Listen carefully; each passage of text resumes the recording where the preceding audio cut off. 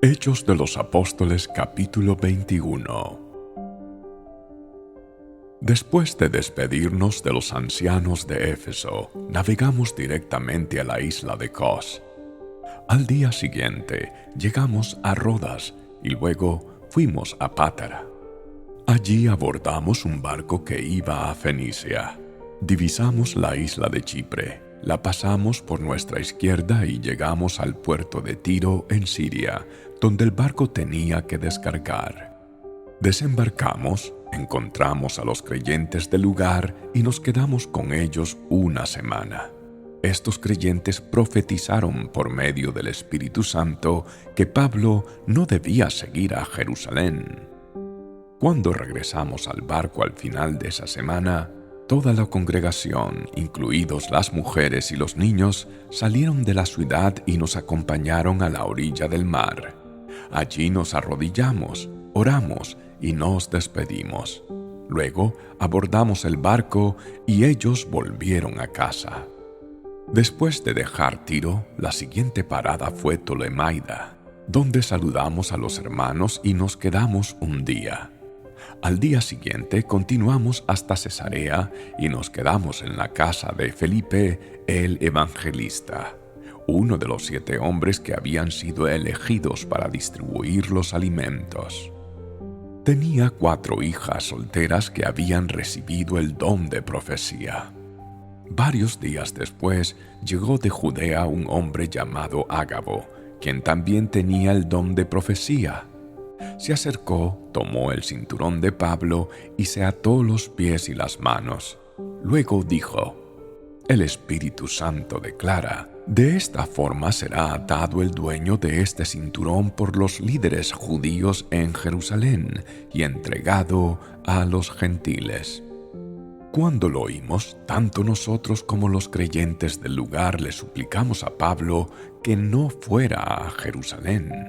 Pero él dijo: «¿Por qué todo este llanto? Me parten el corazón. Yo estoy dispuesto no solo a ser encarcelado en Jerusalén, sino incluso a morir por el Señor Jesús». Al ver que era imposible convencerlo, nos dimos por vencidos y dijimos: «Que se haga la voluntad del Señor». Después de esto, empacamos nuestras cosas y salimos hacia Jerusalén. Algunos creyentes de Cesarea nos acompañaron y nos llevaron a la casa de Mnasón, un hombre originario de Chipre y uno de los primeros creyentes. Cuando llegamos, los hermanos de Jerusalén nos dieron una calurosa bienvenida.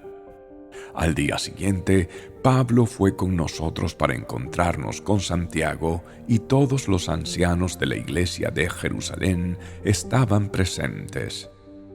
Después de saludarlos, Pablo dio un informe detallado de las cosas que Dios había realizado entre los gentiles mediante su ministerio. Después de oírlo, alabaron a Dios. Luego dijeron: «Tú sabes, querido hermano, cuántos miles de judíos también han creído, y todos ellos siguen muy en serio la ley de Moisés. Pero se les ha dicho a los creyentes judíos de aquí, de Jerusalén, que tú enseñas a todos los judíos que viven entre los gentiles que abandonen la ley de Moisés. Ellos han oído que les enseñas que no circunciden a sus hijos ni que practiquen otras costumbres judías. ¿Qué debemos hacer? Seguramente se van a enterar de tu llegada. Queremos que hagas lo siguiente. Hay entre nosotros 4 hombres que han cumplido su voto. Acompáñalos al templo y participa con ellos en la ceremonia de purificación, y paga tú los gastos para que se rapen la cabeza según el ritual judío. Entonces todos sabrán que los rumores son falsos y que tú mismo cumples las leyes judías. En cuanto a los creyentes gentiles, ellos deben hacer lo que ya les dijimos en una carta: abstenerse de comer alimentos ofrecidos a ídolos, de consumir sangre o la carne de animales estrangulados y de la inmoralidad sexual. Así que al día siguiente, Pablo fue al templo con los otros hombres. Ya comenzado el ritual de purificación, anunció públicamente la fecha en que se cumpliría el tiempo de los votos y se ofrecerían sacrificios por cada uno de los hombres. Cuando estaban por cumplirse los 7 días del voto, unos judíos de la provincia de Asia vieron a Pablo en el templo e incitaron a una turba en su contra. Lo agarraron mientras gritaban: «¡Hombres de Israel, ayúdennos! Este es el hombre que predica en contra de nuestro pueblo en todas partes y les dice a todos que desobedezcan las leyes judías. Habla en contra del templo y hasta profana este lugar santo llevando gentiles adentro». Pues más temprano ese mismo día lo habían visto en la ciudad con Trófimo, un gentil de Éfeso, y supusieron que Pablo lo había llevado al templo. Toda la ciudad fue estremecida por estas acusaciones y se desencadenó un gran disturbio. Agarraron a Pablo y lo arrastraron fuera del templo e inmediatamente cerraron las puertas detrás de él. Cuando estaban a punto de matarlo, le llegó al comandante del regimiento romano la noticia de que toda Jerusalén estaba alborotada. De inmediato el comandante llamó a sus soldados y oficiales y corrió entre la multitud. Cuando la turba vio que venían el comandante y las tropas, dejaron de golpear a Pablo.